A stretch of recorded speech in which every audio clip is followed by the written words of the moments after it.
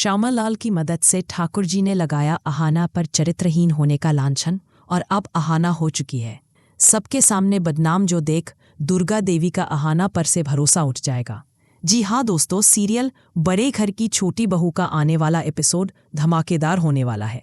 दुर्गा पूजा का दिन था, पूरा घर खुशियों से भरा हुआ था, लेकिन ठाकुर जी के मन में कुछ और ही चल रहा था। वो इस घर को छोड़ना नहीं चाहती थी क्योंकि ये उनके भैया का घर था।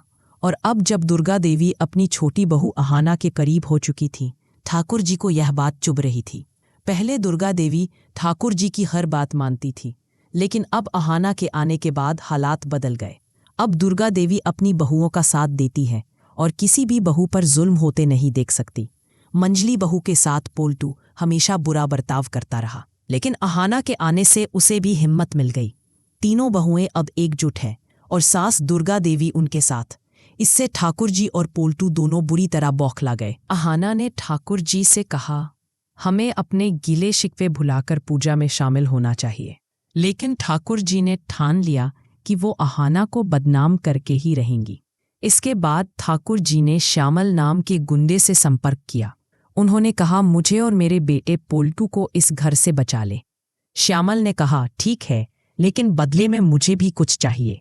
फिर ठाकुर जी ने उसे आदेश दिया, विसर्जन के दिन बाकी सबको कम, लेकिन अहाना को ज्यादा भांग पिला देना ताकि वो अपना होश खो दे और मैं उसे चरित्रहीन साबित कर सकूं। श्यामल हंसते हुए बोला, आप चिंता मत कीजिए, मैं काम कर दूंगा। दूसरी तरफ पोल्टू ने भी साजिश रची। उसने भोग की थाली से कुछ सामान गायब करने की प्लानिंग की ताकि दोष अहाना पर लगे। विसर्जन का दिन आया।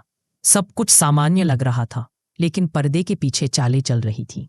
श्यामल ने योजना के मुताबिक काम किया और थोड़ी देर में अहाना पर लोगों ने उंगलियां उठानी शुरू कर दी। ठाकुर जी ने सबके सामने कहा, अहाना चरित्रहीन है। घर में हलचल मच गई और दुर्गा देवी भी कुछ पल के लिए हैरान रह गई। लेकिन अहाना शांत रही और बोली, आपने जो इल्जाम लगाया है उसे साबित करके दिखाइए। अगर आप गलत निकली तो आपको इसकी भारी कीमत चुकानी पड़ेगी। धीरे धीरे सच सामने आने लगा। श्यामल की चाल, पोल्टू की चोरी, सबका राज खुल गया। लोग जो पहले अहाना पर शक कर रहे थे, अब सच्चाई देखकर चुप हो गए। दुर्गा देवी को भी एहसास हुआ कि अहाना निर्दोष थी और ठाकुर जी ने बहुत बड़ा धोखा किया था। अंत में अहाना ने सबके सामने कहा, सच को छुपाया जा सकता है लेकिन मिटाया नहीं जा सकता। और इसी तरह अहाना ने न केवल अपनी इज्जत बचाई बल्कि घर की असलियत भी सबके सामने ला दी।